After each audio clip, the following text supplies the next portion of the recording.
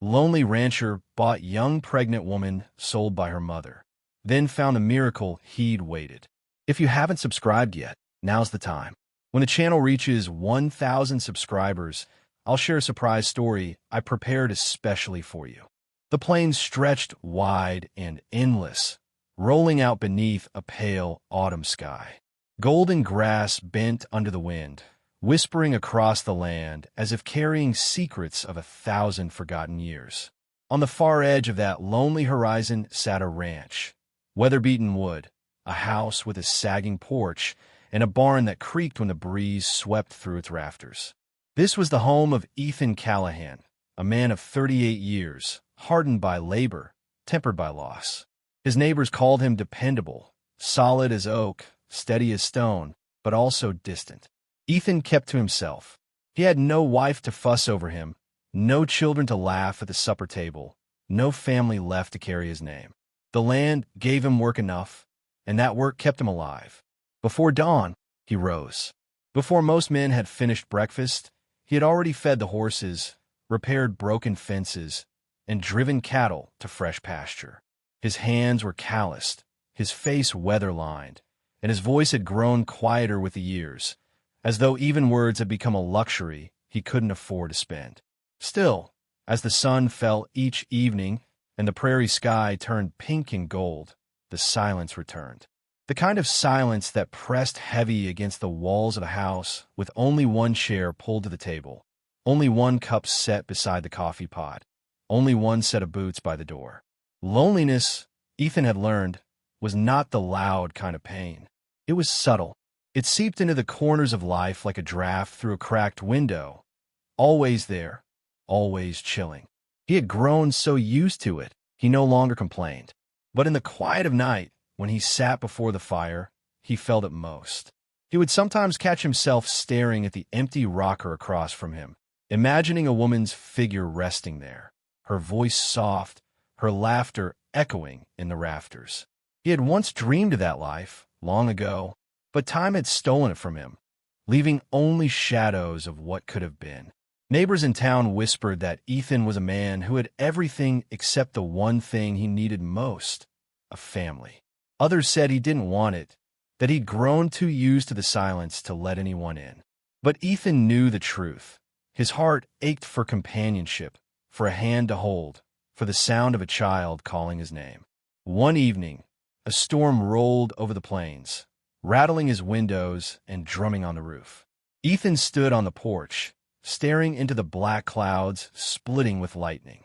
The wind howled through the fences and rattled the barn doors. He pulled his coat tighter, the weight of the storm reminding him just how small one man could feel in a world so vast and empty.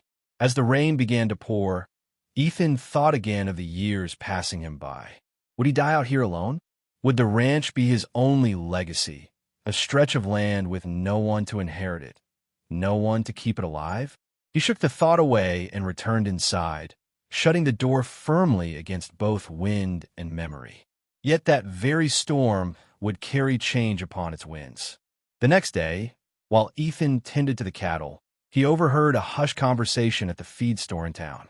Voices spoke of a girl, barely a woman, being sold off by her own kin. Sold, as though she were nothing more than livestock. The words clung to him all day, like a burr stuck to his shirt. He told himself it wasn't his concern. Folks made their choices, hard as they might be. Yet something in the story gnawed at him. A young woman, pregnant, unwanted, abandoned to the cruelty of others. That night, as the rain returned, Ethan sat before his fire again. But this time, the empty rocker across from him did not hold the phantom of a wife he'd once dreamed of. Instead, he pictured a frightened young woman, belly round with life, shivering and alone in the storm. And though he did not yet know her name, nor the circumstances that would soon intertwine their lives, Ethan felt a stirring in his chest. The kind of stirring a man feels when destiny begins to whisper at the edges of his soul. He leaned forward, elbows on his knees, and murmured into the quiet room, "Lord, if you've still got a plan for me, I reckon I'm ready to hear it." Outside, thunder rolled low across the prairie, as though answering him. The town of Dry Creek wasn't much to look at just a stretch of dirt road with a saloon at one end, a church at the other, and a handful of shops in between. Folks gathered there on market days, swapping goods and gossip, carrying baskets of eggs and bundles of feed. But on this particular day, the gossip ran thicker than the dust. Word spread fast. A woman, a mother, no less, was preparing to sell her own daughter. Inside a dim back room of the boarding house, Clara Mayfield sat on the edge of a narrow cot, her hands cradling her swollen belly. She was only 19, though the weariness in her eyes made her look older. Life had never been kind. Her father had passed when she was young, and her mother, hard and bitter, had learned to scrape by in the cruelest ways. Clara had always been quiet, obedient, a girl who dreamed in silence of simpler things, a safe home, a warm fire, the sound of laughter not laced with scorn. But dreams had no place in her world. Now, heavy with child and with nowhere to turn, Clara found herself staring at her mother with disbelief. "You'll fetch enough coin to pay off my debts," the older woman snapped, tightening a shawl around her shoulders. "And don't you look at me like that. You made your choices. Now you'll bear the consequences." Clara's voice trembled. "Mama, please. You can't." Her mother cut her off with a glare sharp enough to slice through bone. "You think anyone else would want you? A belly full of bastard. No husband, no prospects? Be grateful someone's willing to pay it all." The words struck deeper than any slap.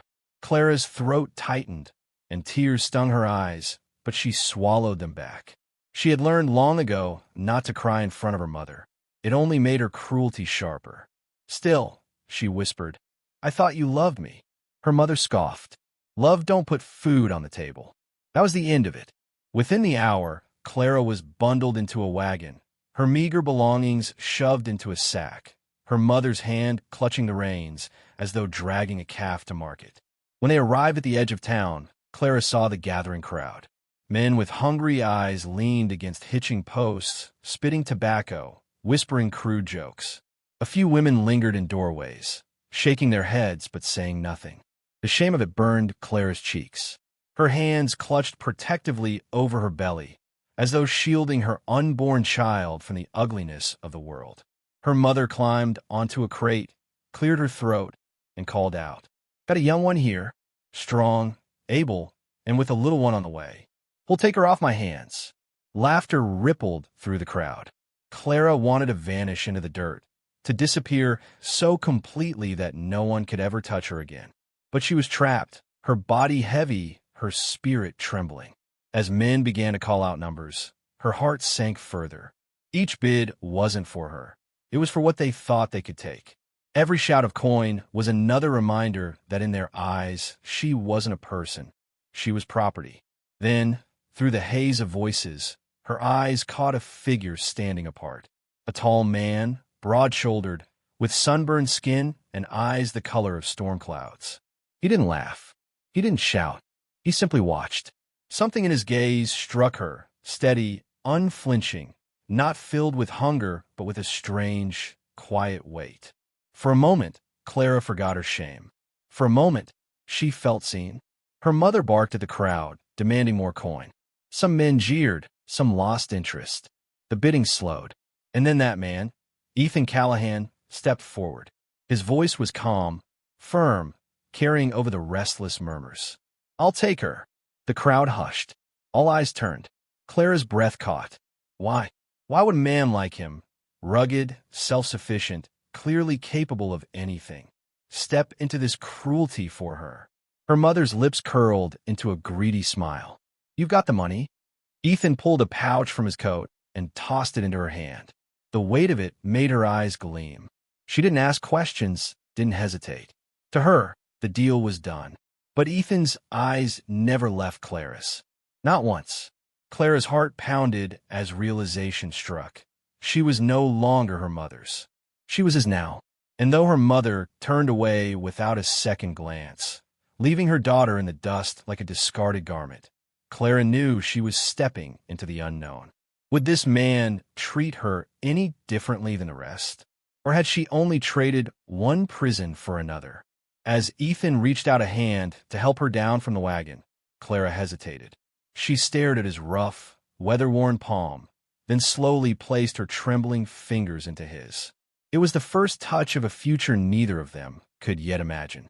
The crowd in Dry Creek shifted uneasily as Ethan Callahan took hold of the young woman's hand. Some men muttered under their breath. Others spat into the dirt. A few laughed outright, mocking him for wasting good money on a burden she's already carrying. One jeered. "More trouble than she's worth," another added. But Ethan didn't answer. He never had much use for words when silence said more.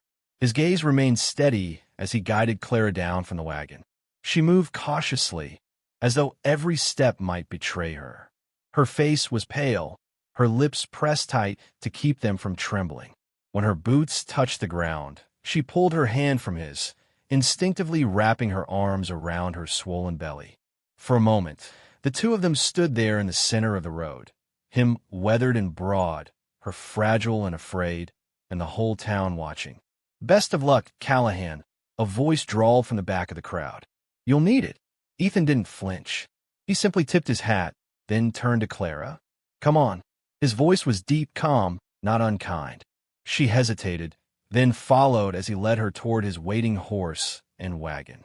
Every step away from her mother's smirking face felt unreal. Clara didn't look back. She couldn't. If she did, she might collapse under the weight of it. Once they reached the wagon, Ethan helped her up onto the seat. His movements were steady, respectful, as though he handled something precious. She noticed the care in his touch, the way he didn't pull or grab but offered. It confused her. Men hadn't been gentle with her before. The ride out of town was long and quiet. The only sounds were the creak of the wagon wheels and the steady rhythm of hooves striking dirt. Clara sat stiffly, her hands clasped so tightly her knuckles were white. Ethan, for his part, kept his eyes on the horizon. He didn't ask questions. He didn't press her with talk. After a while, though, he glanced sideways, studying her from under the brim of his hat. "You got a name?" he asked at last. Clara swallowed hard before answering. "Clara." He nodded once. "Ethan Callahan." Silence fell again, but something shifted in the air, an acknowledgement, a thread between them. Clara finally gathered the courage to ask, her voice small but trembling with fear, Why did you buy me?" Ethan's hands tightened briefly on the reins. He took his time before answering, the horses clopping along steadily as though they, too, were waiting. "Didn't sit right," he said finally, "seeing you treated like that. Like cattle." Clara blinked, stunned by the simplicity of it. Men didn't usually trouble themselves with what was right, not when coin was involved. "You don't owe me anything," he added after a pause. "Not a thing. I just figured you needed a place safe to stay." Her eyes burned with sudden tears. Safe. It was a word she hadn't felt in years, maybe ever. Yet part of her still couldn't believe it. She pressed a hand to her belly, feeling the faint kick of the child inside, as if reminding her to be cautious.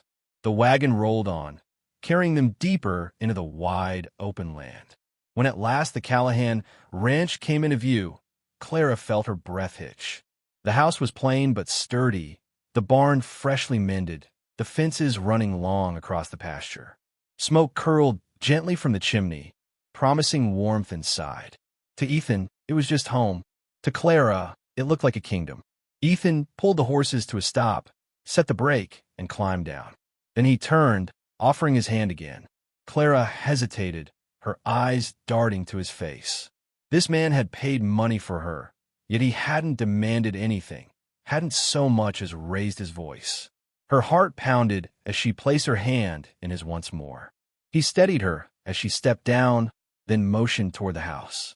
"It ain't much," he said, almost apologetic, "but it's yours now, too, for as long as you need it."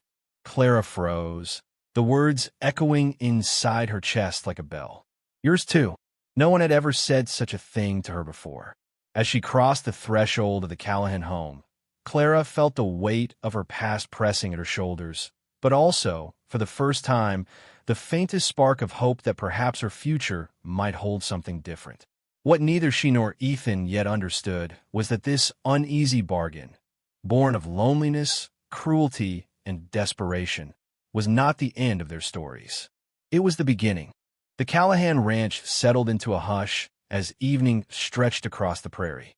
Shadows lengthened over the pastures, and the scent of fresh-cut hay drifted on the cooling wind.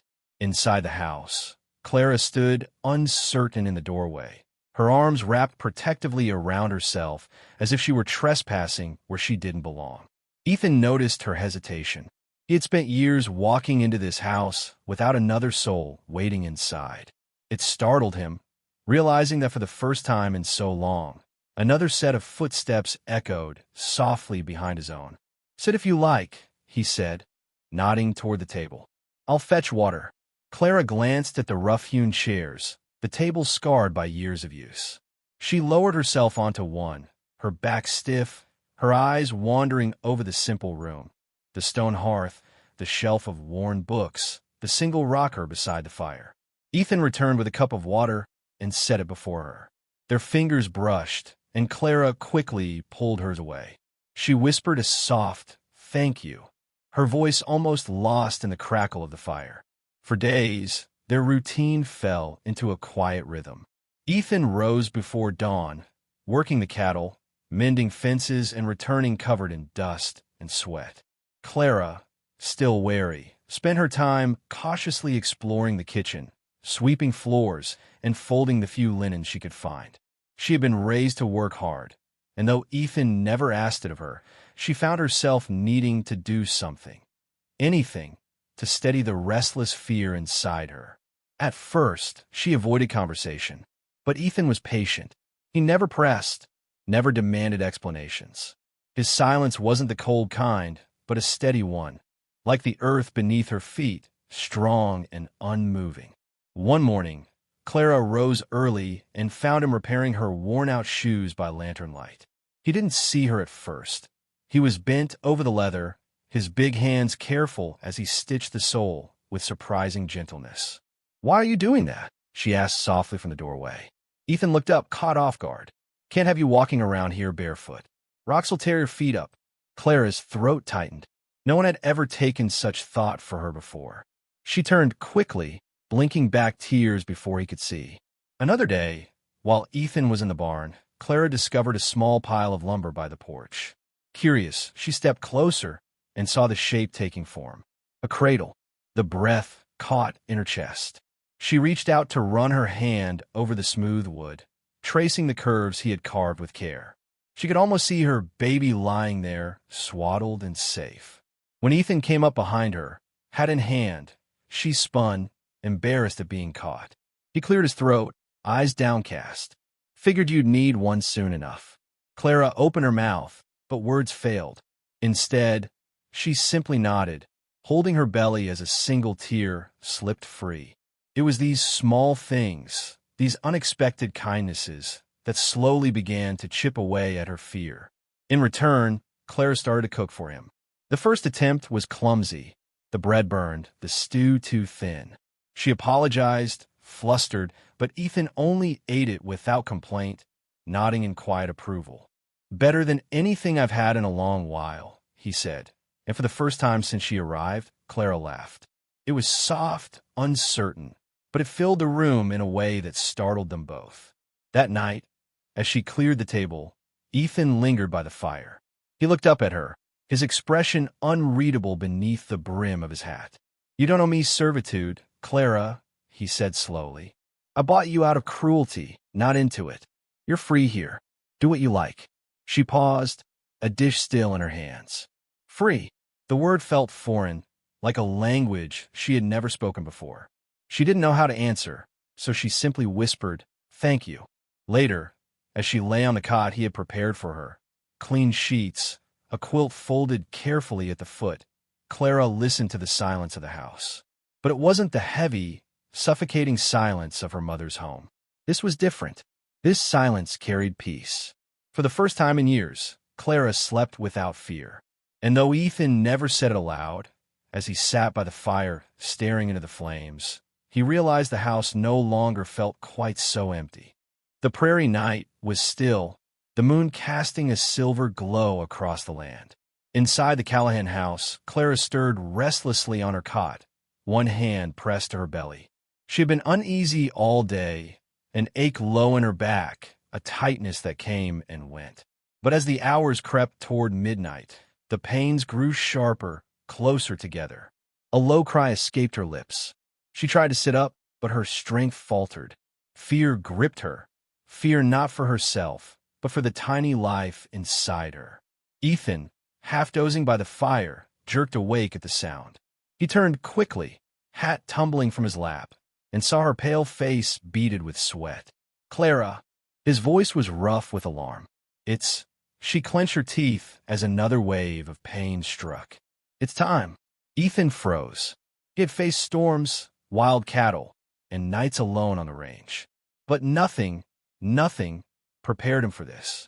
His heart hammered in his chest, but he forced himself to move.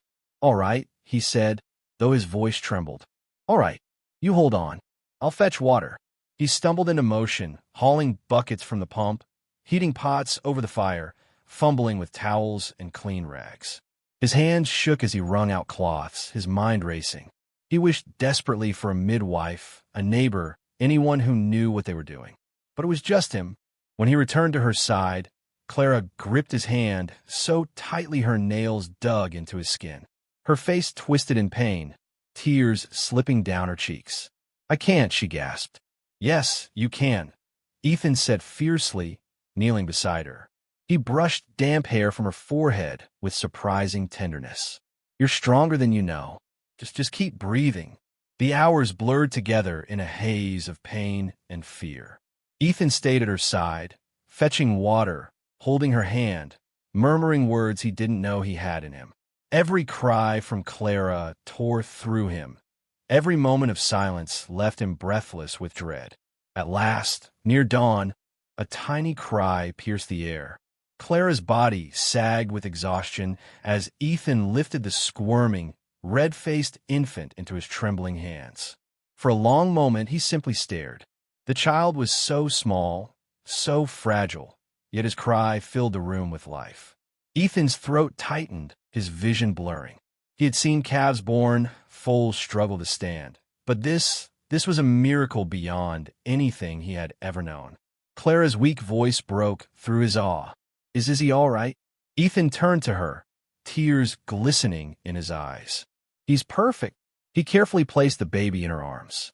Clara cradled him close, her lips trembling as she pressed a kiss to his downy head.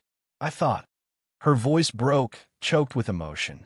"I thought no one would ever want us." Ethan knelt beside her, his hand resting gently on her shoulder. "You were wrong," he whispered. "You're safe now. Both of you. You're home." Clara looked up at him then, truly looked, and for the first time saw not just the rancher who had taken her in, but a man whose heart was opening wide for her and her child. The baby quieted in her arms, his tiny hand curling around her finger. The crackle of the fire, the rustle of the wind outside, the steady beat of 3 hearts in one room. Together, they wove a new beginning. That night, the Callahan house no longer held silence. It rang with the sound of a newborn's cry and the unspoken promise that life, after all its cruelty, had given them something precious. For Ethan, who had lived so long in loneliness, this was more than just a child. This was the miracle he hadn't dared to hope for. Weeks passed after the birth, and the Callahan ranch began to feel alive in a way it never had before. The cries of the baby, the soft hum of Clara's lullabies, the warmth of a woman's footsteps in the kitchen, all of it filled the quiet halls with something Ethan had long thought forever lost. Clara herself grew stronger with each day. Her cheeks flushed with health again. Her voice carried a lighter tone, and though shadows of her past still lingered in her eyes, she was no longer the hollow, frightened girl Ethan had first seen on that wagon. She was becoming a mother, steady, protective, determined. But shadows, no matter how far you travel, have a way of finding you. It was a clear afternoon when a rider appeared on the horizon, dust rising in a thin trail behind the horse. Ethan spotted him first while working the corral. He narrowed his eyes beneath the brim of his hat. As the rider drew nearer, his gut tightened. It wasn't just any visitor. It was Clara's mother. Her figure was as hard as ever, thin lips pursed, eyes sharp as a hawk's. She dismounted with the stiff arrogance of someone who had come to collect what she believed was hers. Clara, hearing the voices, stepped out onto the porch with the baby in her arms. The color drained from her face. "Mama," she whispered, her grip tightening around her child. "Well, well." Her mother's tone dripped with false sweetness. "Didn't take you long to land on your feet, did it? Fine house, good land, and a man soft enough to take you in." Ethan stepped forward, planting himself firmly between the women. His voice was calm, but laced with steel. "State your business." The older woman crossed her arms. "Business? My daughter is mine to claim. I sold her because I had no choice, but now I see she's living high while I still scrape by. That ain't fair. If you want to keep her, you'll pay me more. Double what you gave before." Clara's eyes filled with tears, but they were not the same tears of helplessness as before. No, this time, anger flickered beneath them. "You'd sell me twice if you could," she said, her voice shaking but steady enough to be heard. "You never cared about me. Not once." Her mother's face twisted, but Clara pressed on, her words growing stronger. "I'm not yours anymore. You can't put a price on me, and you sure as anything can't put a price on my child." The baby stirred in her arms, whimpering softly, and Clara rocked him, her heart pounding as though each word was a battle she had waited years to fight.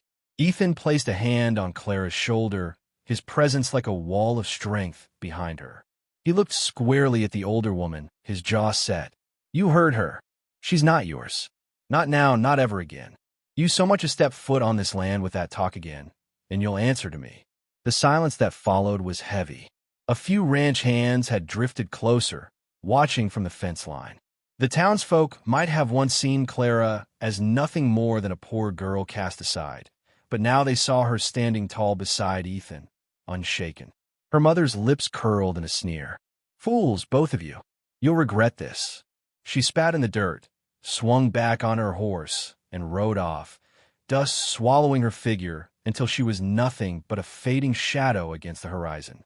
Clara's knees weakened, but she held her baby close and leaned into Ethan's steady arm. Tears spilled down her cheeks, not of fear this time, but of release. "I thought she'd haunt me forever," she whispered. Ethan looked down at her, his voice gentle. "You're free of her now, and you'll never face her or anyone else like her alone again. Not so long as I've got breath in me." Clara turned, meeting his eyes. For the first time, there was no barrier between them. No fear, no doubt, only trust. The confrontation had left its mark, but in its ashes, Clara had found her voice. She had stood, not just as a girl betrayed, but as a mother, a woman, and, whether she admitted it yet or not, a partner to the man beside her.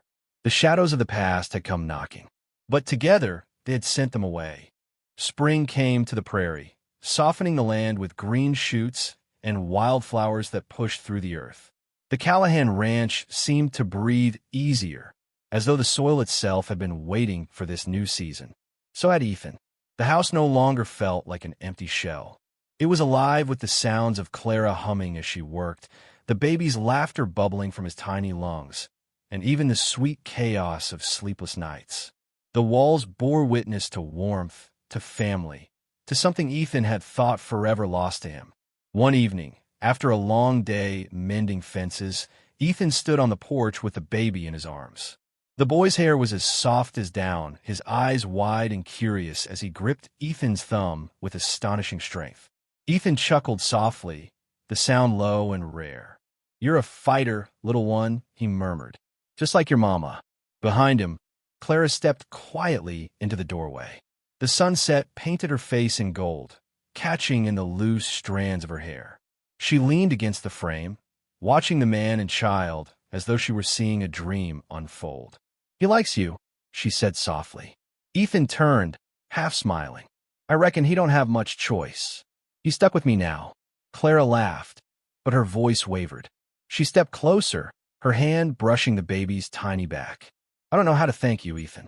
For all of it, for saving me, for saving him." Ethan looked at her, really looked. "You don't owe me thanks, Clara. Truth is, I thought I was just buying you out of cruelty that day. I didn't realize." He paused, searching for words as emotion thickened his throat. Didn't realize I was being given a miracle. Clara's eyes blurred with tears. She pressed her hand to her mouth, overwhelmed. Ethan carefully shifted the baby into her arms. Then, with hands that trembled slightly, he reached for her free hand and held it in his rough, calloused palm. "I've lived a long time alone," he said quietly. "I thought that was how it was meant to be. But you, Clara, you and this boy, you've given me something I didn't dare hope for anymore. A family, a home that feels alive." Clara's tears spilled freely now, streaking her cheeks as she whispered, "I never believed love could find me. Not after everything." Ethan's thumb brushed over her knuckles. "It found us both." The baby cooed between them, as though sealing their vow. In that moment, words weren't needed. Ethan bent his head, pressing his lips gently to Clara's brow, and she closed her eyes, leaning into him. It wasn't the desperate embrace of two broken souls. It was the steady, quiet joining of lives that had been mended in each other's presence. From the porch, they watched the sun sink low, painting the sky in fire and gold. The land stretched wide and endless before them, but neither felt small anymore. Together, they were enough. Ethan tightened his arm around Clara, his other hand resting gently on the baby's back. His voice, low and reverent, carried into the evening air. "This boy, he's my son now. And you, Clara, you're my heart. You're the miracle I waited half my life for." Clara's smile trembled through her tears as she whispered back, "And you're mine." As the first stars pricked the sky, the lonely rancher was lonely no more. His home, once silent and hollow, now echoed with love, laughter, and the promise of forever. And in the tender warmth of that promise, Ethan Callahan finally found the life he had long prayed for, the life he thought would never come, the miracle he had waited for.